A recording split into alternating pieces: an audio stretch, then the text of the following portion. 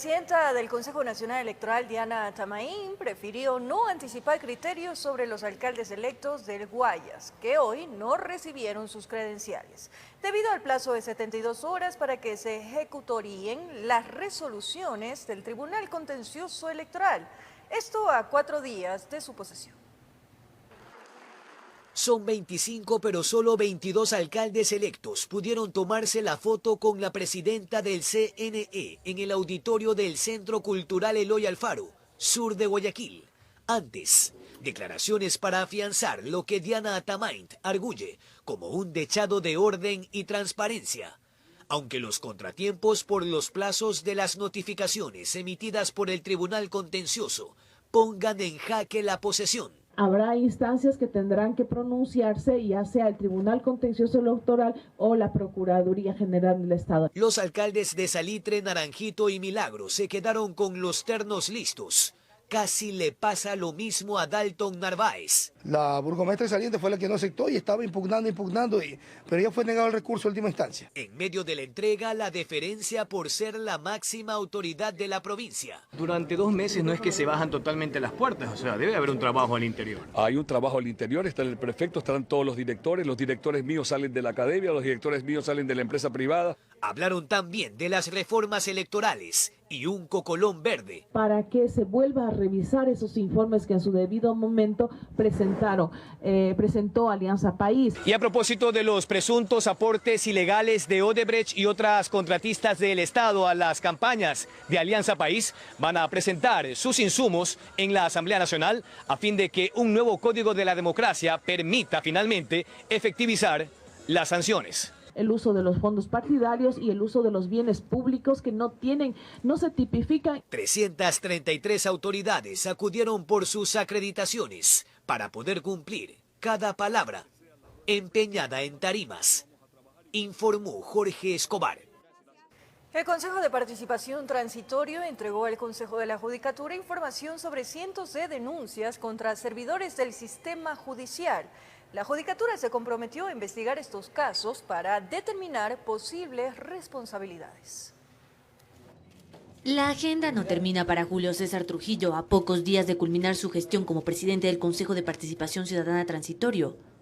Una de sus últimas acciones, acudió al Consejo de la Judicatura con un cargamento de cajas que contenían información sobre 302 denuncias que pide al Consejo de la Judicatura investigar. Y de encontrar fundamento, sancionen a los que aparezcan responsables de faltas que merezcan el castigo de la destitución. Las denuncias señalan en total a 235 funcionarios de la carrera jurisdiccional y a 65 de carrera fiscal. Algunas denuncias tienen que ver precisamente con inconformidad por parte de una de las partes procesales y que existe un retardo injustificado en los procedimientos, posibles sobornos, irregularidades, por ejemplo, en la aplicación de la tabla de pensiones alimenticias, tráfico de influencias, fraude procesal, cobro excesivo de pensiones alimenticias, actos de corrupción y mala práctica en la administración de justicia.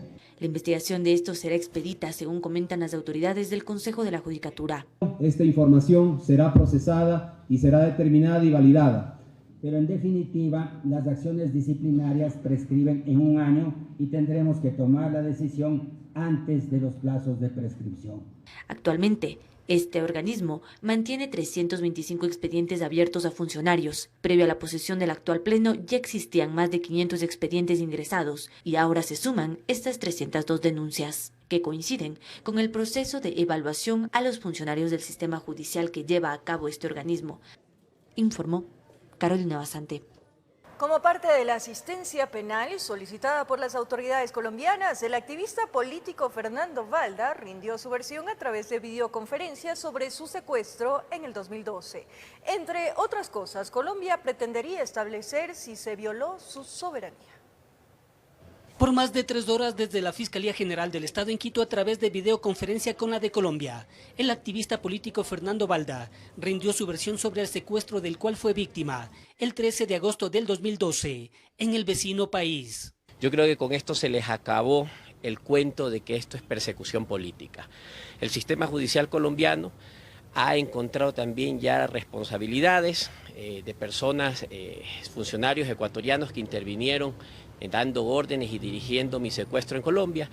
Es parte de la asistencia penal solicitada por las autoridades colombianas. Colombia tiene que llegar hasta las últimas consecuencias. Allá hay gente que ya fue capturada, sentenciada, que cumplió una sentencia, pero Colombia también desea averiguar quién fue el autor intelectual, quién dio las órdenes de ejecutar un secuestro en territorio colombiano, para el cual además se habría violado la soberanía de ese país. Por tanto, son 2 delitos los que se estarían investigando. En nuestro país fueron sentenciados los exagentes de la Secretaría Nacional de Inteligencia SENAIN, Diana Falcón y Raúl Chicaiza.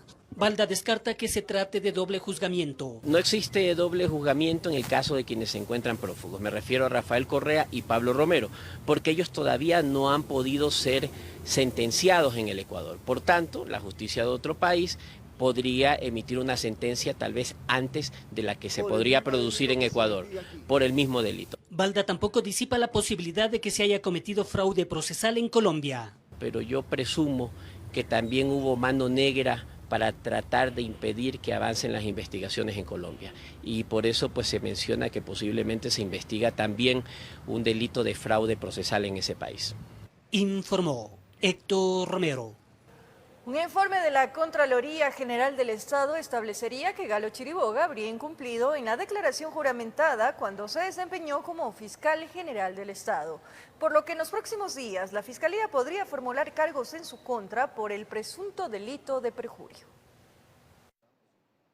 La Fiscalía General del Estado podría formular cargos en contra del ex fiscal Galo Chiriboga, tras la denuncia presentada por el alemán Edmund Chaldeg, quien acusó a Chiriboga de haberse apropiado de su inmueble, ubicado en el sector de Tumbaco, en Quito, de forma ilegal, lo que derivaría en otro delito. Bueno, las investigaciones avanzan lentamente, pero están avanzando. Actualmente hay un informe que ha emitido la Contraloría General del Estado. Este informe es dirimente para la configuración de un tipo penal de perjurio en contra del exfiscal Galo Chiriboga, de lo cual la Fiscalía General debería ya formular cargos. Fausto Vázquez, abogado del alemán, argumentó que Chiriboga habría incumplido cuando efectuó la declaración juramentada al ingresar a desempeñar el cargo público, como cuando dejó el mismo. No olvidemos que el exfiscal Galo Chiriboga declaró que tiene una offshore en Panamá. Y esa offshore aparentemente cuenta con un capital de $10,000 según la declaración juramentada. Pero en la realidad esa offshore es la titular del inmueble de los señores alemanes. Y ese inmueble, esa casa sobrepasa $1 millón. Por tanto, claramente faltó a la verdad. Para Vázquez, en este caso, el supuesto delito no está prescrito. Hay delitos permanentes, se conoce doctrinariamente la existencia de delitos permanentes. Un ejemplo de ello es la falsificación de documentos. No olvidemos lo que pasó con el vicepresidente. Se presumía que él falsificó la tesis. Esa tesis la falsificó hace 2 o 3 años, pero se descubre en la actualidad. Entonces la prescripción cuenta desde el momento en que se descubre la consumación del delito, y ese es el caso de la falsificación. A esto se sumarían otros hechos que deberá investigar la Fiscalía General del Estado. Es decir, hay un concurso real de delitos, falsificaciones de documentos. Por ejemplo, se está haciendo un llamado a que uno de los abogados de ese entonces de Bancomex comparezca a declarar. Es la tercera vez que se le está llamando y no ha comparecido a declarar. Y esa declaración es muy importante porque se presume que ahí se fraguaron documentos para hacerse de la titularidad de este inmueble. Informó Héctor Romero. La defensa del programador sueco Ola Vini solicitó a la justicia establecer una fianza para poder liberar a su cliente, quien está detenido desde hace 30 días, señalado por el presunto ataque a los sistemas informáticos del país. Según consta en la petición, los letrados aseguran que en el caso existe una sistemática violación del debido proceso y a la tutela judicial efectiva cometido por jueces, en alusión a la ratificación de la prisión preventiva realizada por un tribunal de la Corte Provincial. En reiteradas ocasiones, la defensa de Vini ha dicho que su intención es que el informático se pueda defender en libertad.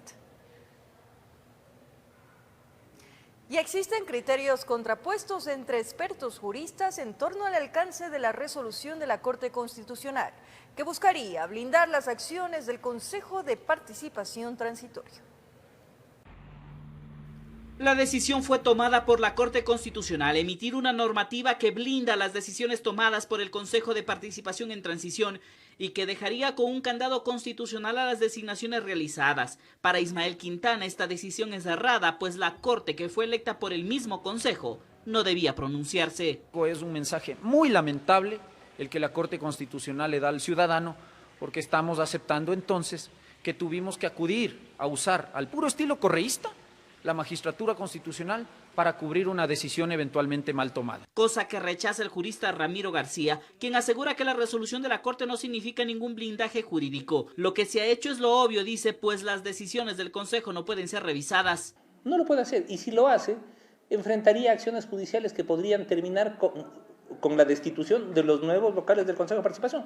El Consejo de Participación no puede destituir a la Corte Constitucional, pero la Corte Constitucional sí puede, a través de una acción de incumplimiento, destituir a los nuevos vocales. Que la Corte Constitucional ha actuado bajo los parámetros legales, rechaza que se quiera cuestionar el actuar de la Corte, pues afirma que era necesario un pronunciamiento. El doctor Julio César Trujillo ha hecho una solicitud de dictamen interpretativo y lo que ha hecho, pues la Corte Constitucional no podía dejar de responder esa solicitud, y lo que ha hecho es responder a esa solicitud de dictamen interpretativo e interpretar. Pero para Ismael Quintana la cosa no es tan sencilla. Critica que la nueva Corte actúe de la misma manera como habían venido actuando los magistrados de la Corte en la época correísta, dependiendo de la conveniencia de quien esté en el poder.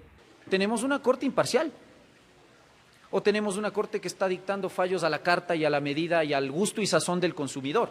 La decisión de la Corte deberá ser respetada, dice García, que el nuevo Consejo debe tener en claro que no se permitirá que se violente el pronunciamiento popular que dio vía libre al Consejo en transición para tomar decisiones encaminadas a la reinstitucionalización del país.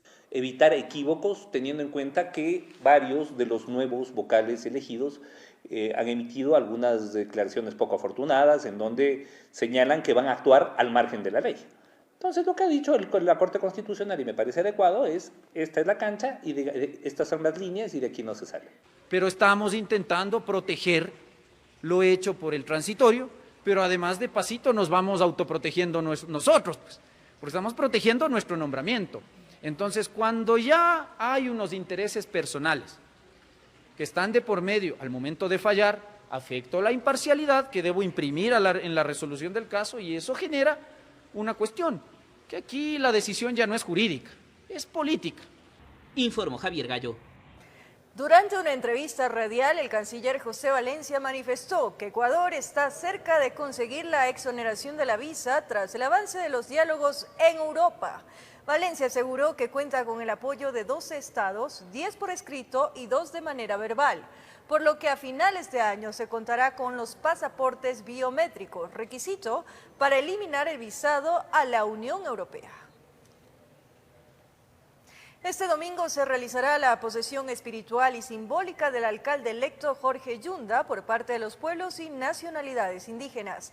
El evento se desarrollará en el Parque del Arbolito, en el centro de la capital, para lo cual la Agencia Metropolitana de Tránsito tiene listo el operativo de control.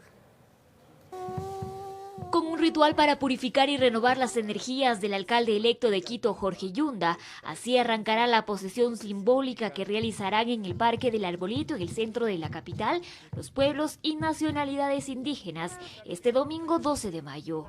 Queremos recalcar la identidad cultural, en el cual nosotros vamos a eliminar toda la mala energía que ha cogido el alcalde en el tiempo de campaña y lo vamos a dejar limpio hacia donde tiene que llegar a la ceremonia ancestral, en el cual nosotros vamos a invocar a nuestros apus, a nuestros cerros sagrados, a nuestros 4 elementos sagrados, para darle una buena energía a nuestro alcalde.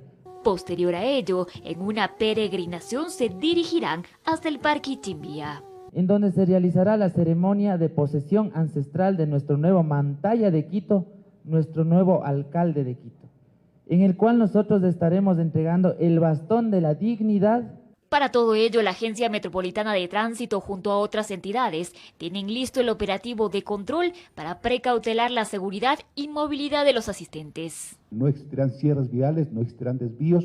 Lo único que se prevé para dar facilidades a las personas que vayan al evento posterior del Arbolito al Ichimbía, que la calle Yaguachi, que es bidireccional, desde las 9 de la mañana hasta que termine el evento, únicamente será de acceso al Parque El Ichimbía.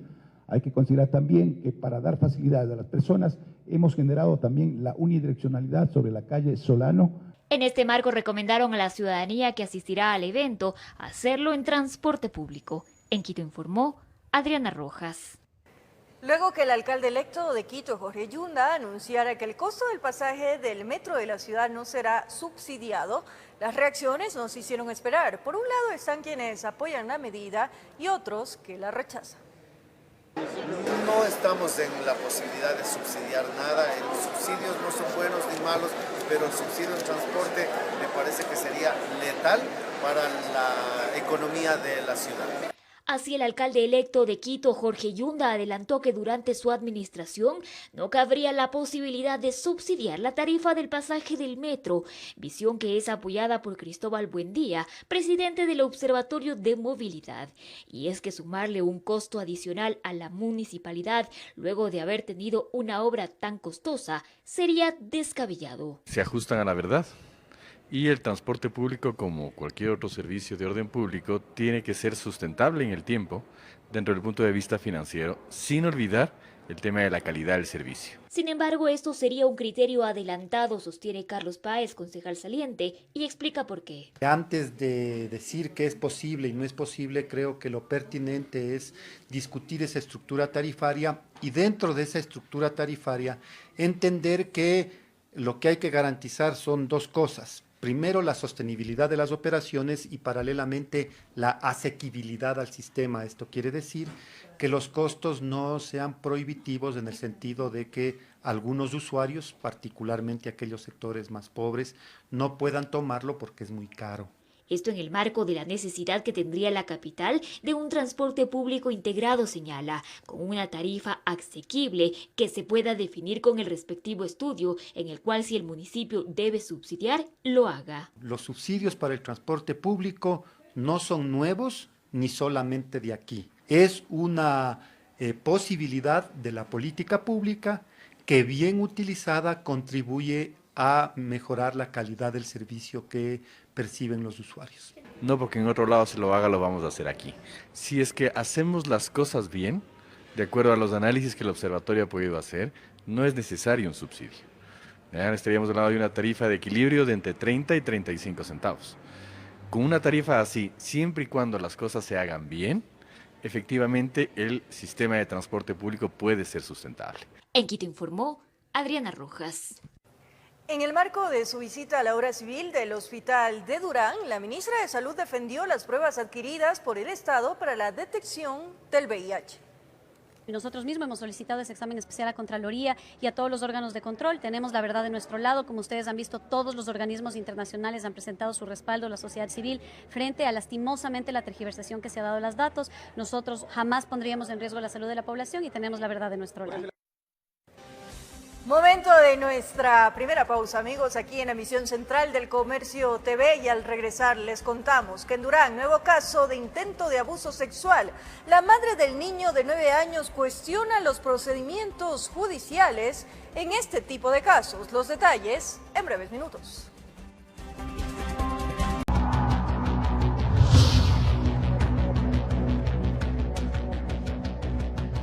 La presencia de tropas militares en la línea de frontera busca garantizar la soberanía territorial.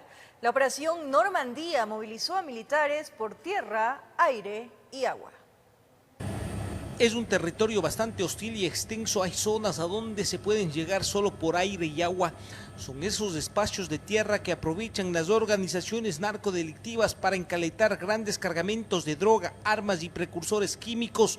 Quienes están a cargo de vigilar, proteger y precautelar que territorio nacional no sea utilizado para acciones ilegales, se mueven de forma permanente. La gente siente el respaldo, siente la presencia de las Fuerzas Armadas en todos los rincones de la frontera norte. En esta ocasión las tropas militares se movieron por aire, tierra y agua. La operación Normandía llegó a lugares considerados conflictivos por la presencia de grupos armados irregulares. Los controles se realizaron en brazos de agua que camuflan acciones ilegales en el extenso manglar. Este es un mensaje muy particular para quienes están en la parte de la ilegalidad y sepan que la frontera ecuatoriana está perfectamente controlada. Desde el aire se pudo apreciar a un mataje nuevo tranquilo, a un mataje viejo sin mayor movimiento. Prácticamente la presencia militar ha permitido que su población recupere la calma. Que la población hoy tiene una mayor correlación con las Fuerzas Armadas, tienen confianza en nosotros. A pesar que los operativos son permanentes, en esta ocasión muchos puntos fueron visitados porque Inteligencia Militar advertía que en algunos sectores como la Isla del Brujo, cerca al poblado de Palma Real, identificaron movimientos inusuales. Su cercanía con Colombia la convierte en zona vulnerable. Este se convierte en uno de los principales puntos de tráfico de sustancias sujetas a fiscalización y de contrabando de combustible. Los brazos de mar se han convertido en corredores cómplices de las organizaciones narcodelictivas que buscan movilizar desde la zona de Tumaco, Nariño, Colombia, grandes cargamentos de droga que obligatoriamente deben pasar por aguas territoriales. Este es un sector primordial ya que tiene una salida a mar abierto. Los patrullajes no están exentos de toparse con elementos extraños escondidos en medio de la maleza. Las patrullas militares caminan con los ojos bien abiertos. Los artefactos explosivos caseros son un riesgo que aparecen camuflados en medio de la maleza. Le colocan específicamente para dañar a las patrullas que se encuentran patrullando en el límite político internacional. Desde la frontera norte, con imágenes de Hernán Guano, informa Iván Casamen. Como lo anunciamos, aparece un presunto nuevo perjudicado del hombre que supuestamente intentó abusar de un menor de edad en un cyber en el Cantón Durán. En esta ocasión se trata de un niño de 9 años de edad cuya madre cuestiona los procedimientos del sistema judicial que no lo detuvo hace 5 meses cuando presentó la denuncia.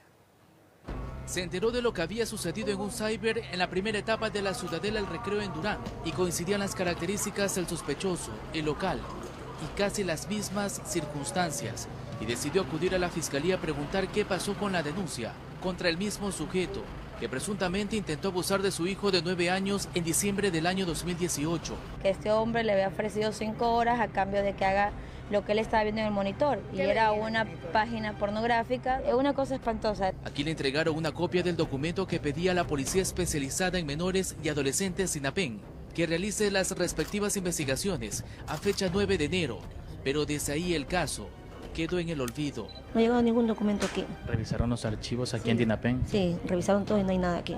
No hay. Entonces ahorita el policía le va a tomar de nuevo la versión y a seguir el proceso. De enero a mayo no se hizo nada en DINAPEN. No se hizo nada. Yo le digo que si vamos a esperar 5 meses más. Me dicen que no, que sí nos van a ayudar, ojalá. Pero me dijeron, ¿sabe qué?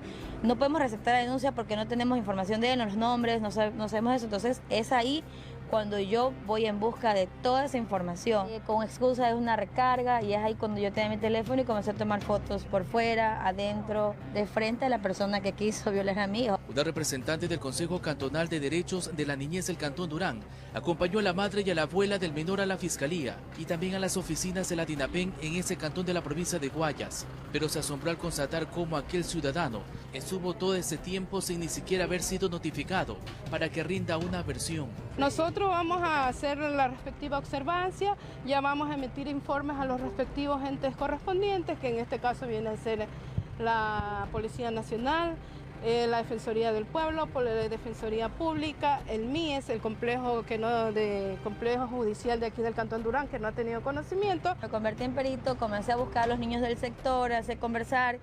Y los niñitos me supieron decir, las niñas, no, él a mí no me molesta, pero yo más lo veo conversando con los niñitos cuando van al cyber. ¿Nunca le acompañó o uniformado a la Policía Nacional de DINAPEN, no. ¿Algún funcionario de la Fiscalía? No, nadie me acompañó, eso lo hice por mis propios medios. Él no tiene boleta de captura, las autoridades no lo están buscando. Es el joven que la semana anterior estuvo retenido por negociar presuntamente el abuso sexual de otro niño con el padre del mismo, que no fue denunciado ni acusado. Y ahora se desconoce de su paradero. La Fiscalía General del Estado remitió al Consejo de la Judicatura el expediente de control jurídico, elaborado por la Dirección de Gestión Procesal de la Fiscalía, que determina que existirían irregularidades en las acciones de los agentes fiscales que conocieron el caso, al no haber solicitado medidas de protección inmediatas a favor de la víctima y no haber actuado conforme a sus competencias sin observando lo dispuesto en el artículo 444, numeral 11 del Código Orgánico Integral Penal y lo que dispone la Ley sobre Protección a Niñas, Niños y Adolescentes, informó Charlie Pisa. El Consejo Nacional para la Igualdad Intergeneracional se pronunció sobre el llamado caso Ampetra, por el cual existe una persona sentenciada por abusar sexualmente de 41 niños.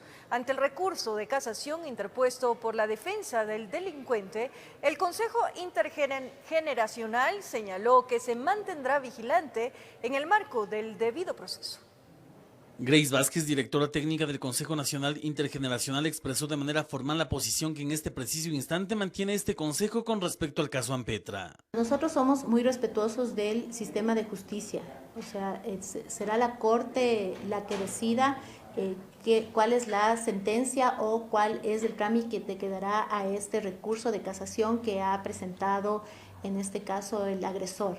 Sin embargo, lo que nosotros estamos en este momento es lanzando alertas para que ningún caso quede en la impunidad. Además, manifestó que el Consejo Nacional para la Igualdad Intergeneracional realizará el respectivo seguimiento para que las instituciones competentes cumplan con la reparación integral de las víctimas y sus familias. La recuperación de las víctimas, de los sobrevivientes. Nosotros somos muy solidarios con las familias y con los sobrevivientes de violencia sexual, y lo que estamos haciendo también es un seguimiento para que todas aquellas medidas que los jueces emitieron para garantizar precisamente la reparación de derechos se cumplan. De otra parte, acotó que actualmente junto con varios colectivos están realizando una encuesta para identificar los nudos críticos en torno a los temas de violencia sexual. Su tabulación y lectura de los datos, que será en 3 meses, asegura, ayudará a proteger mejor los derechos de quienes son víctimas de estos hechos. Entonces les queremos invitar a que entren a nuestra página www.igualdad.gov.es y que puedan llenar la encuesta virtual y de esa forma proporcionar información que va a ser muy valiosa para el diseño de políticas públicas,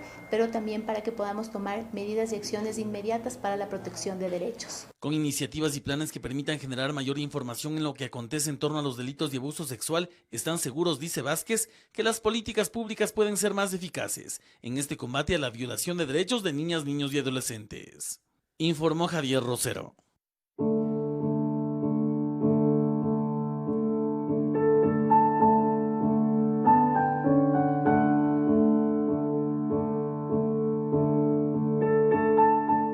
Te amo, mamá, la autora de mis días. Gracias y te admiro por ser una luchadora por tu familia.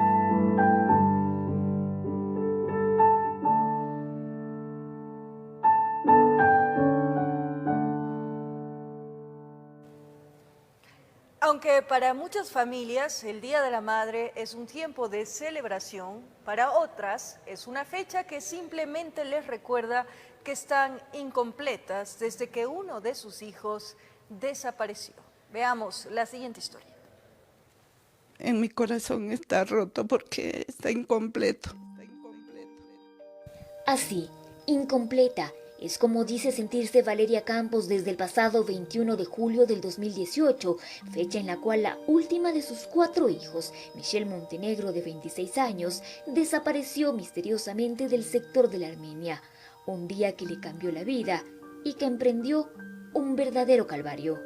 Esto es un vacío, algo terrible, no se puede imaginar lo que significa para mí ver sus cosas.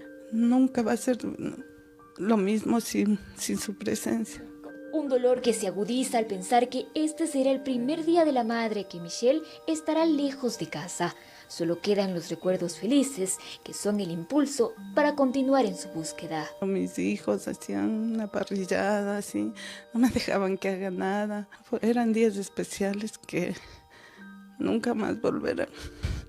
Es el primer año que estamos sin Michelle, no hay que celebrar nada.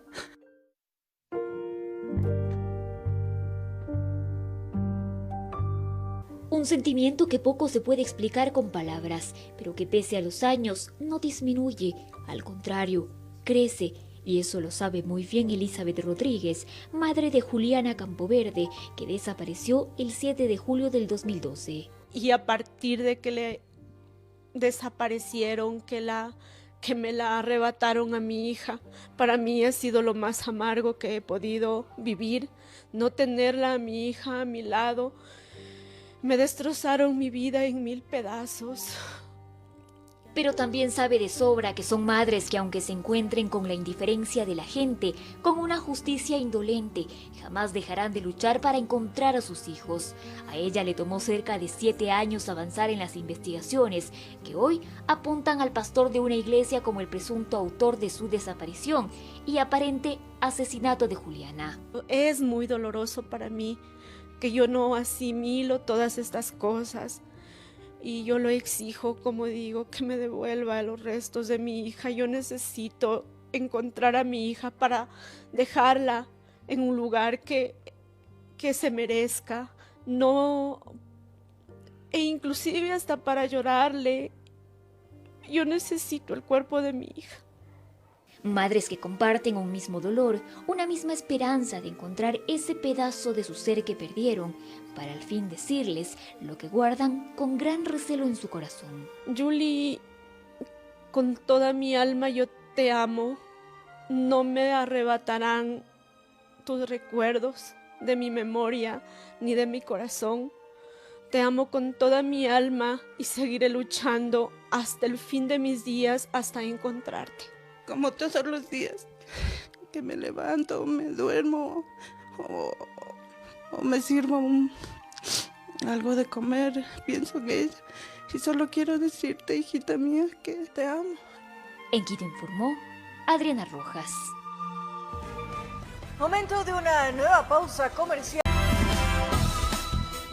Gracias por seguir en nuestra sintonía. La policía logró la captura de un ciudadano colombiano sospechoso de robo. La aprehensión se realizó en el norte de Quito. Todo tipo de artículos electrónicos, billeteras, carteras, mochilas y demás fueron encontrados en el departamento de este hombre, quien fue capturado por la policía luego de 8 horas de investigación, tras una alerta que realizó un joven víctima de robo. Recibimos una alerta a través del ECO 911 de una persona que había sido sustraído sus pertenencias desde su vehículo en el sector de la Plaza de Toros. Lo que hicieron es romper la ventana del vehículo, sustraer los objetos que hay y proceden a huir. Esto fue en un hotel, en menos de unos 5 minutos procedieron a huir. Alcancé a identificar levemente al delincuente, que posteriormente la policía fue tras sus rastros. El hecho ocurrió a las 2 de la madrugada. La policía determinó que el individuo residía en el sector de las casas y al allanar el departamento, la evidencia habló por sí misma. Y según las cámaras de los sectores, pudimos ubicar el día de hoy a las 11 de la mañana en un edificio donde que pudimos ingresar y dentro de la habitación, conjuntamente con el perjudicado, pudimos ubicar varias de las pertenencias que en horas de la madrugada habían sido víctimas de robo. Aún se investiga si el sujeto actuaba solo o formaba parte de alguna organización delictiva, pues se encontró registro de que este ciudadano colombiano tenía antecedentes penales. Son alrededor de 7 detenciones las que registra esta persona en su permanencia aquí en el país. También conocemos de que podría tener antecedentes en su país natal y estamos nosotros pidiéndole la información respectiva para corroborar esa información. Una vez puesta la denuncia, la víctima espera que se haga justicia. Que delincuentes así no sigan en las calles porque realmente es un riesgo muy grande que tenemos. Informó Carolina Basante.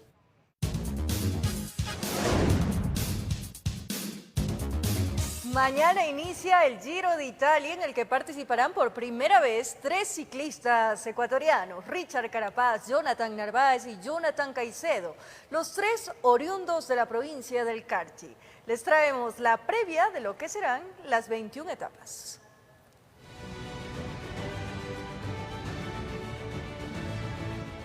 Una edición especial del Giro de Italia para el ciclismo ecuatoriano. Este 11 de mayo inicia la Vuelta al País Europeo, que tendrá entre sus competidores 3 carchenses en distintos equipos. Richard Carapaz figura como uno de los favoritos entre los competidores. El ciclista de 25 años terminó cuarto el año pasado y llega luego de ganar la Vuelta a Asturias la semana pasada. Que voy a dar todo lo mejor de mí para poder regalar otro bonito triunfo. Jonathan Narváez integra el equipo británico, mientras que Jonathan Caicedo es parte del equipo estadounidense luego de quedar campeón en la Vuelta a Colombia. Esta será la primera vez que corre en Italia. El Giro tendrá 21 etapas y terminará el 2 de junio en el Anfiteatro de Verona. La segunda y tercera semana serán fundamentales para los carchenses. En estas fechas se correrán las vueltas de montaña donde destacan los 3 ecuatorianos. El Giro de Italia tendrá 22 equipos en competencia con 176 ciclistas inscritos. Constará de 3 pruebas a contrarreloj, 6 etapas de velocidad, 7 de media montaña y 5 etapas de alta montaña. Los ciclistas tendrán 2 días de descanso. El ciclismo ecuatoriano en la élite del deporte a 2 ruedas. Informó Andrés Reina. Mejorar su tiempo en la competencia y alcanzar el primer lugar en la carrera Quito Últimas Noticias 15K es el objetivo de Jonathan, un joven con discapacidad. Realizando un duro entrenamiento en la pista atlética del Parque La Carolina, encontramos a Jonathan Herrera, un joven de 22 años con discapacidad. Él se prepara para participar por 4º año consecutivo de la Quito Últimas Noticias 15K. Esta carrera que es muy impresionante, el apoyo del público que hay en las carreteras.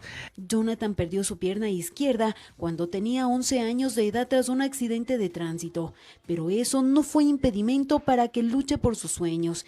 El deporte es lo que le impulsa a seguir adelante. Pero de ahí con rehabilitación, el apoyo de mis padres es muy fundamental en eso, porque gracias a ellos yo he podido estar en lo que ahora soy. Participar de la Quito Últimas Noticias 15K ha sido un reto para él. Por 2 años ha llegado en primer lugar y asegura que este año también alcanzará el primer puesto. Mi primera carrera en silla olímpica fue la Quito Últimas Noticias, en el cual había entrenado 2 meses y me pude ubicar en 5º lugar. Este año también queremos dar lo mejor, aparte de quedar primer lugar, pues para mí es importante bajar el tiempo, porque con el tiempo es lo que afuera nos saca del país. Al ser Quito Últimas Noticias 15K la carrera más importante del país, Jonathan hace un pedido a los organizadores con el fin de que atletas con discapacidad de otros países puedan participar de esta competencia. Entonces yo tengo muchos amigos de España, de Uruguay que quieren venir a correr acá. Esperamos que para el próximo año la organización invita a deportistas de élite en silla de ruedas y haya más competencia. Esta carrera, donde todos pueden participar, está esperando por usted. Solo tiene que inscribirse en las tiendas de Natural Vitality en Ambato, Guayaquil y Cuenca, en las instalaciones de Diario El Comercio en Quito o a través de la página web de la competición. Además, les recordamos que los organizadores, pensando en los deportistas que participarán en la edición 59 de la 15K, ha abierto 4 puntos de entrenamiento. En el sur, en la plataforma gubernamental, otro en Cumbayá, en el Valle de los Chillos, en el Parque de la Armenia y en el norte, en el Parque La Carolina. El objetivo es que los competidores mejoren su condición física. Informó Patricia Aldaz. Nos despedimos, un feliz Día de las Madres a todas las ecuatorianas, luchadoras y guerreras de todos los días. Que disfruten en compañía de sus familias, que tengan mucho amor y cariño este domingo. Un abrazo grande para todos.